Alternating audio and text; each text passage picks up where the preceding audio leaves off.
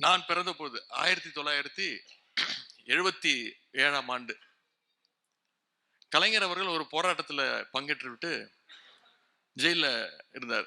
கைது செய்யப்பட்டு ஜெயில இருந்தார். அப்போ என்னுடைய அப்பா அம்மாவுக்கு தாய் தந்தையருக்கு கலைஞர் அவர்கள் ஜெயில இருந்து ஒரு கடிதம் எழுதுறார். உங்கள பல பேர் அந்த கடிதத்தை பார்த்திருப்பீங்க, கேள்விப்பட்டிருப்பீங்க. ஒரு வாழ்த்து கடிதம் எழுதுறாரு. அதுல எழுதுறாரு, அன்புள்ள ஸ்டாலின், உனக்கு கலைஞர் ஜெயில இருக்காரு. நான் பிறந்த உடனே என்னோட தந்தைக்கு கடிதம் எழுதுறாரு. அன்புள்ள ஸ்டாலின், உனக்கு ஆண் குழந்தை பிறந்த செய்தி கேட்டு எனக்கு மகிழ்ச்சி. உன் மனைவிக்கும் என்னுடைய வாழ்த்துக்களை தெரிவித்துவிடு. 1953ஆம் ஆண்டுல திருச்சி சிறையில 6 மாத தண்டனை பெற்று நான் இருந்தபோது நீ கை குழந்தை.